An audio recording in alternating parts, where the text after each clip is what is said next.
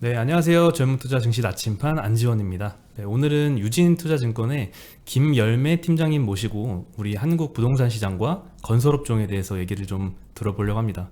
저희 팀장님은 저희가 월요일마다 연합인포맥스에서 매주 뵙는 사이잖아요. 네네. 네, 여기까지 일단 초대 응해 주셔가지고 너무 감사드립니다. 네, 안 팀장님 뵈러 지금 열심히 달려왔습니다. 네, 네. 오자마자 땀도 많이 흘리시고 하시는데, 네. 네, 일단 바로 시작을 한번 해볼까요? 네. 네, 일단 상반기에 보니까 부동산 시장 너무나 화랑이더라고요. 주식시장만 화랑인 줄 알았더니 부동산 그쵸. 시장 더 화랑이더라고요. 네, 네, 맞아요. 국내 부동산 어땠는지 한번 점검 한번 부탁드릴게요. 네, 상반기 부동산 시장은 강세를 전망하기는 여기 했지만, 네, 강세를 전망하기는 했지만 이렇게까지 강할 거라고는 저는 좀 놀랍다. 이런 수준으로 올라가다니 뭐 이런 정도로 강세였고요. 그게 어느 정도냐면 작년에 연간 상승률이 2000년대에 들어와서 2002년에 상승률이 좀 높았는데 그때는 IMF 직후라서 네. 내려갔다가 높았던 거고요.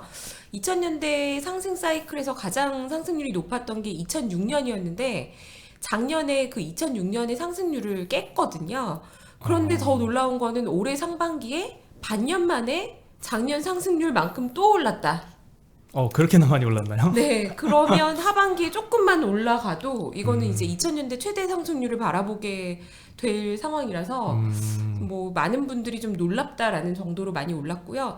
올해 또 특징적인 것은 지역을 불문하고 오르는 시장이라고 보여지고 최근 몇 년간 조금 주춤했던 제주도 같은 지역도 오랜만에 또 반등세를 보이고 있고 전국적인 화랑인 가운데 매매만 오르는 게 아니라 또 전세 가격도 같이 올라요. 안 오르는 게 없네요. 네, 그래서 전세 매매가 같이 오르고 전국적으로 오르는 사이클은 정말 좀 오랜만에 보는 강세장이다. 이렇게 보여집니다. 네.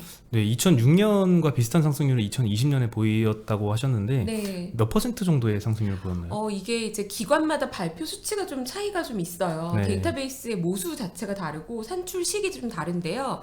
한국감정원 기준으로는 작년에 연간 한 8% 정도, 그리고 KB국민은행 기준으로는 13% 정도.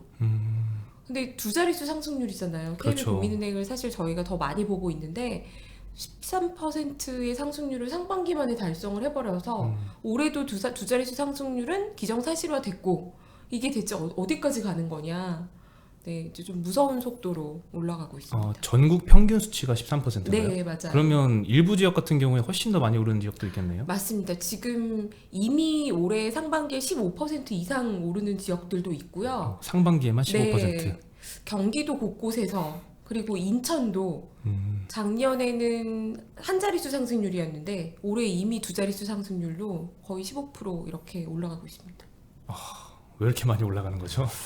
여러 이유가 복합적인데요. 사실 올해 좀 중요한 그 교통망 계획이 있어요. 네. 그러니까 20년에 한 번 대한민국 전체의 교통망을 계획하는 게 이제 대도시권 광역철도 광역교통 계획이 있고요. 이거의 하부 계획으로서 5년 단위 계획을 또 하는데 이게 수도권 교통 계획이 또 있거든요. 네. 그런데 20년짜리 계획이 이제 21년부터 40년까지의 계획이에요. 요게 전국적으로 광역철도, 광역교통, 환승센터, 차량기지 뭐 이런 것들을 전국적으로 계획을 하니까 교통 인프라가 전국적으로 투자가 들어가는 사이클이다 이렇게 보시면 되고 지금 계획을 발표하면 세부 계획이 확정돼서 이제 앞으로 몇 년간 계속 추진을 해나가겠죠. 그러면 교통에 대한 인프라가 투자가 되면 어떤 지역들은 교통이 분명히 좋아지기 때문에 직접적인 수혜를 보는 지역이 생기게 되고요. 이러면은 전반적으로 국가의 토지 가격이 좀 올라가는 경향이 있어요. 네. 그럼 토지 가격이 올라가면 대체로 부동산 시장이 당분간 더 호황을 이어갈 가능성이 높다 이렇게 봐야 될 것 같고요.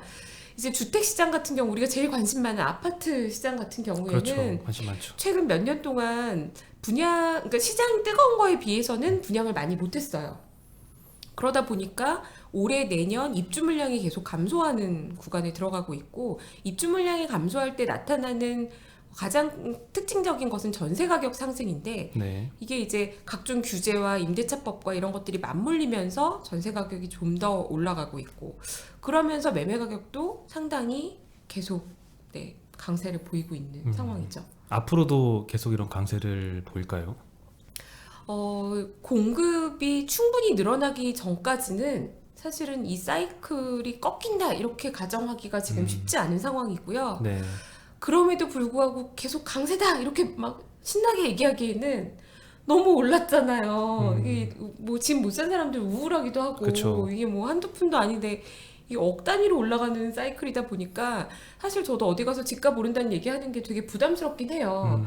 그래서 이제 샅샅이 보죠. 어느 요인으로 하락할 수 있는가라고 네. 보면 사실은 매크로 측면에서 금융시장의 문제가 아주 크게 생기지 않는 한 부동산 시장의 자체적인 수요 공급 요인으로 봤을 때는 이게 당분간 강세를 더 이어갈 수밖에 없을 것 같다. 공급이 늘어나는 시점이 언제냐? 아무리 빨라도 23년, 24년? 게다가 신규 주택 공급이라는 게 이제 완전히 신규 택지를 개발하는 거는 아무래도 도심지에서 조금 거리가 있는 지역들이 있고 정부가 추진하고 있는 3기 신도시도 약간 완전 도심지는 아니죠. 조금 네. 벗어나 있죠. 그러다 보니까 서울이나 수도권의 딱 핵심 도심지 안에 주택 수요는 강한데 여기는 새 아파트가 한정적이고 이거를 지금 새 아파트로 바꿔달라는 방식은 이제 재개발 아니면 재건축인데요. 네. 정부는 지금 아직까지는 재건축에 대해서는 규제를 안 풀고 있고요. 네.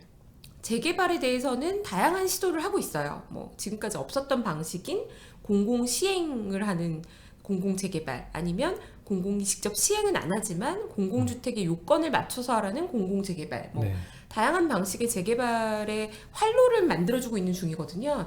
근데 이렇게 되면 어떤 일이 생기냐면 아무리 재개발을 빨리 한다 그래도 이것도 시간이 몇 년은 걸려요. 그렇죠. 그런데 이제 개발 기대감이 생기니까 올해는 아파트만 오르는 게 아니라 이런 것들이 후보가 될 수 있다라고 생각하는 빌라들도 상당히 강세를 보이고 있는 거고요. 이미 강세를 보이고 있나요? 네, 빌라도? 이미 그러니까 뭐 지금 당장 개발되는 거는 당연히 프리미엄이 많이 붙어 있고 후보지가 될 만하다라는 거는 또 프리미엄이 붙죠. 그 다음으로 그리고 이런 거를 못 사는 사람들이 좀 불안해서 20년 기다리면 아파트도 되는 거 아닐까?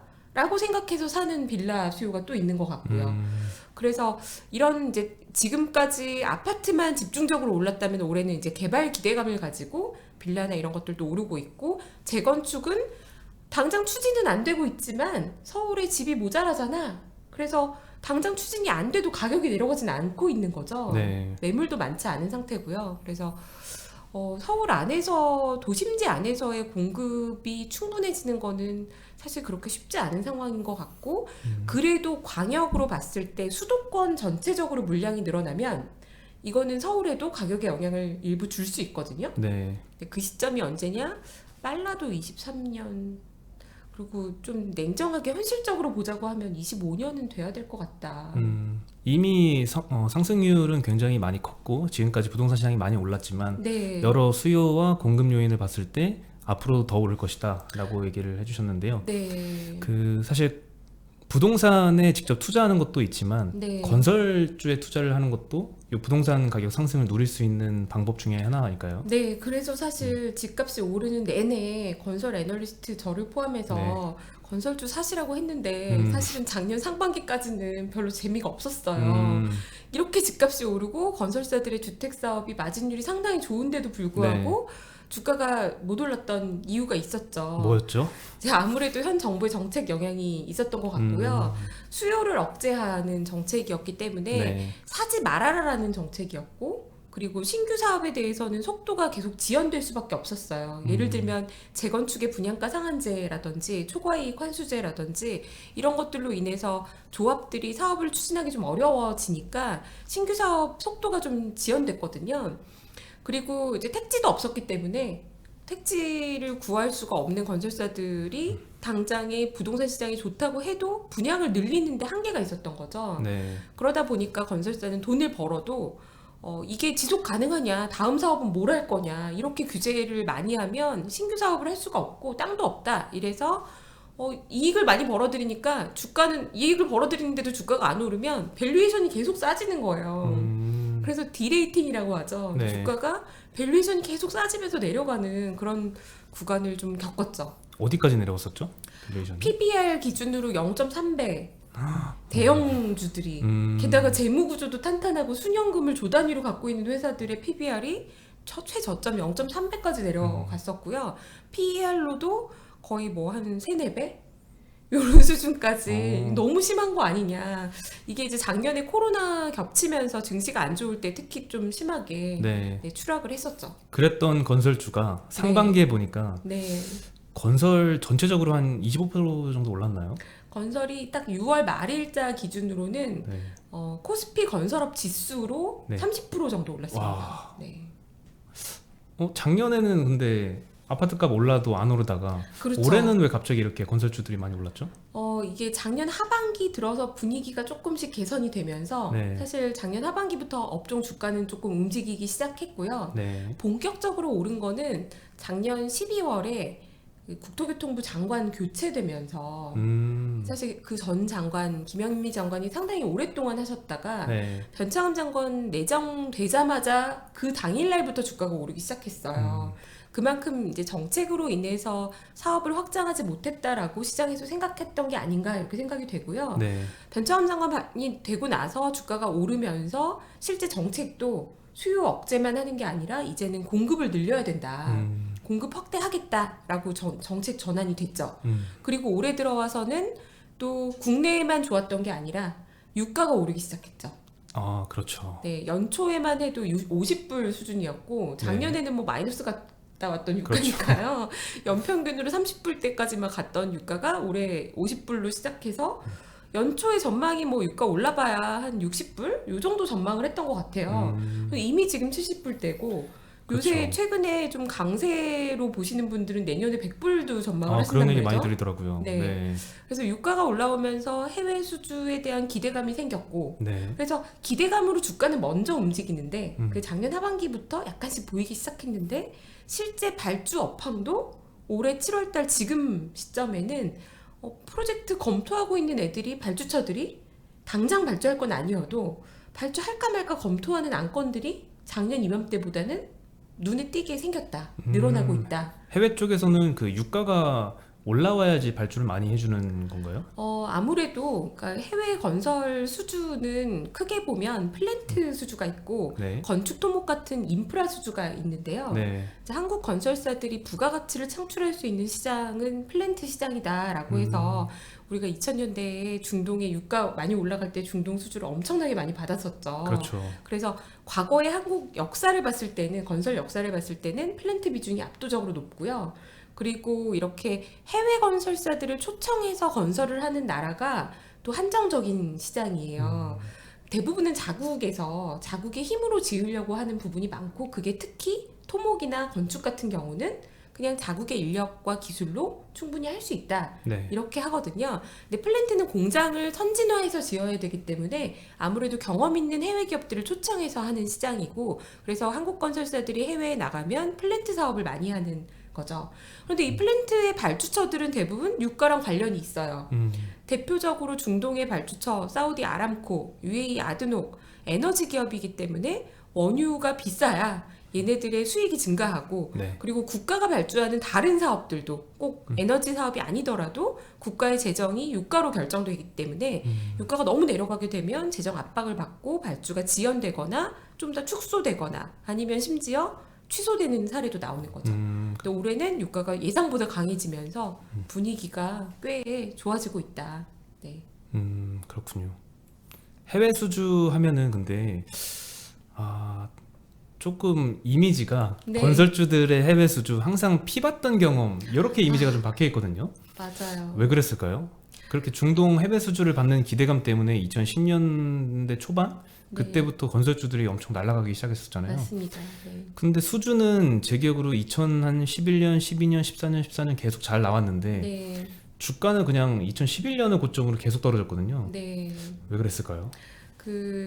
이제 시장이 분명히 좋아진 건 맞았는데 네. 금융위기 이후에도 유가가 급락했다가 바로 회복을 하면서 대규모 발주가 많이 나왔고요. 네. 그래서 중동 시장이 호황이었던 사이클이었는데 문제가 있었죠. 너무 호황인데 한국 건설사들이 모두 적극적으로 뛰어든 거예요. 그래서 대형 건설사가 모두 다 인력을 채용하고 수주 목표를 높이고 그래서 경쟁적으로 입찰에 참여하다 보니까 우리끼리 경쟁이 좀 치열해서 가격을 낮춘 일이 발생했죠.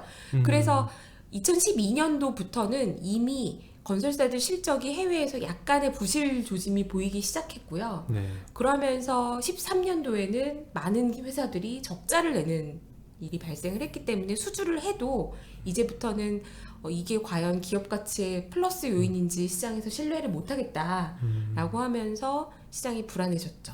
애초에 해외 수주를 받을 때 그 입찰 가격을 정할 때부터 너무 낮게 평가가 되었었던 건가요?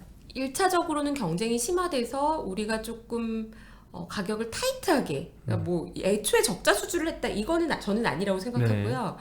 약간 타이트하게 마진을 충분히 남기기보다는 적정 마진이라고 생각하는 거에 최소 마진 요 정도는 가져갈 수 있다라고 해서 들어간 거죠. 네. 그런데 이제 플랜트 발주 입찰 같은 경우는 EPC라 그래서 엔지니어링 프로큐어먼트 컨스트럭션이에요. 네. 그래서 엔지니어링 EPC 발주를 한다라는 건 무슨 의미냐면 무엇을 지을 것인지 도면이 100% 그려진 게 아니라 네. 우리가 수주를 하고 나서 그때부터 세부 도면을 상세 도면을 그리게 되고요.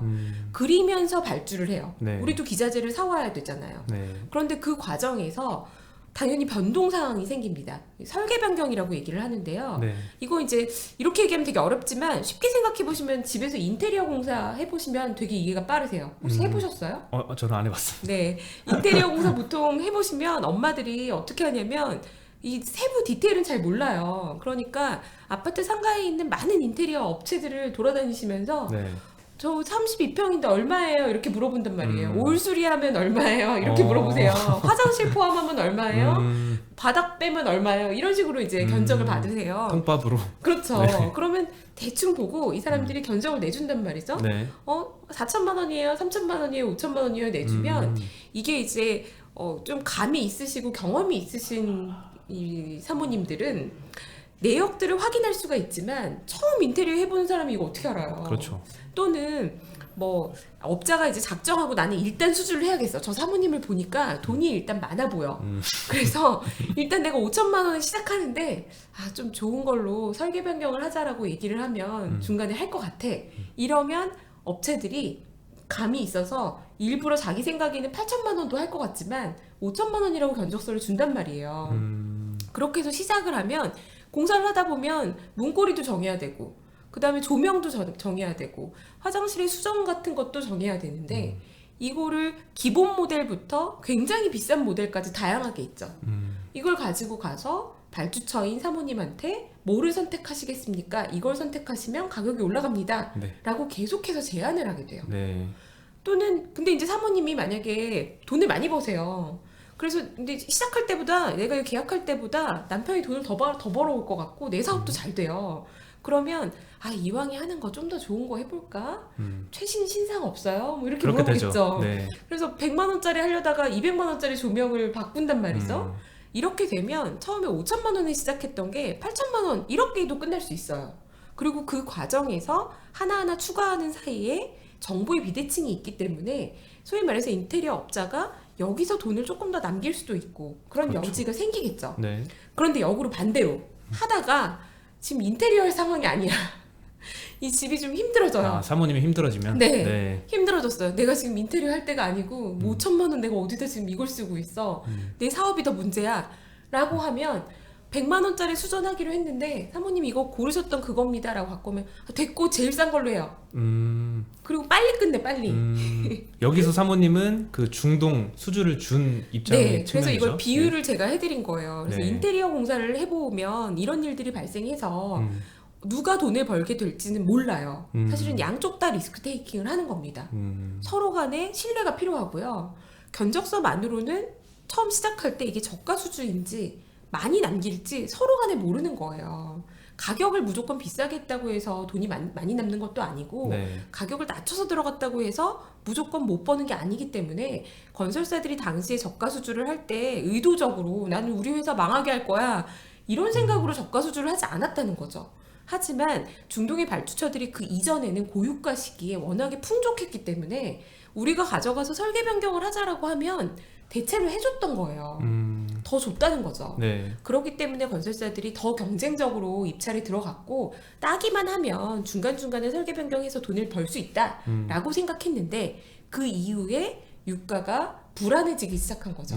그래서 13, 14년에 이미 그런 조짐이 좀 있었고요. 네. 과거처럼 유가가 폭등해서 계속 가는 게 아니다. 중동의 재정에도 한계가 있고 그러다가 사실 미국에서 셰일가스 나온 게 2010년 정도였고 이게 본격적으로 상업성을 갖추기 시작한 게 12, 13년이거든요. 딱 겹쳤네요, 그 기간이. 네. 네. 그러면서 에너지 시장 자체의 판도가 뭔가 흔들리기 시작하니까 중동 발주처들이 투자 계획에 대해서 내가 정말로 이만큼 돈을 써도 되는지 보수적으로 나오게 됐고 그래서 우리는 안 그래도 타이트한 마진으로 들어갔는데 여기서 설계 변경을 하면 돈을 더 주는 게 아니라 더 가격을 다운시키라는 요구가 있으니까 갈등이 깊어지고 공사 기간은 지연되고 여러 아픔을 겪게 된 거죠. 그게 이제 과거에 한국이 쓰라렸던 해외 수주의 맞아요. 역사였는데 길게 말씀드렸네요. 네. 네. 그런데 지금도 해외 수주의 기대감이 좀 있지 않아요?